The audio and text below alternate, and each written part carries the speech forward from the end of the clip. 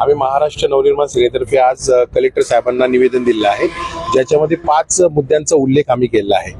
औरंगजेबची जी कबर इथं खुलताबाद येथे आपल्या आहे, ती कबरेवर कुठल्याही प्रकारची सजावट केली जाऊ नये।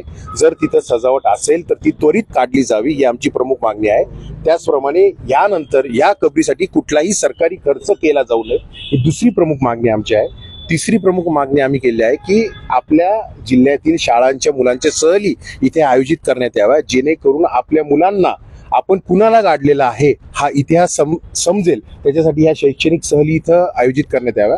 चौथा मुद्दा आम्ही जो मांडलेला आहे, जो साहेबांनी सभेमध्ये सांगितला की आम्हा मराठ्यांना संपवायला आलेला औरंगजेब इथे गाडला जावा, हा सूचना फलक, ही माहिती फलक तिथे लावण्यात यावा, ही चौथी मागणी आहे। आणि 5वी महत्वाची मागणी आम्ही केली आहे की तिथे सीसीटीव्ही कॅमेरे लावण्यात यावे, जेणेकरून त्या कबरीवर जर कोणी फुल आणि चादर चढवायला आलं तर त्याच्यावर देशद्रोहाचा गुन्हा दाखल केला जाईल। आमच्या भावनांना हात जे लोक घालायचा प्रयत्न करतील त्यांच्यावर गुन्हा दाखल झालाच पाहिजे, त्यांच्यावर कारवाई झालीच पाहिजे। या प्रमुख 5 मागण्यांसाठी आज आम्ही कलेक्टर यांच्याकडे आलेलो आहोत। मागण्या मान्य न झाल्यास तुम्ही कबरीकडे जाण्याचा विचार? लोकशाही मार्गामध्ये आपल्याला मागणी ठेवावी लागते, निवेदनाद्वारे ती मागणी आपण ठेवतो।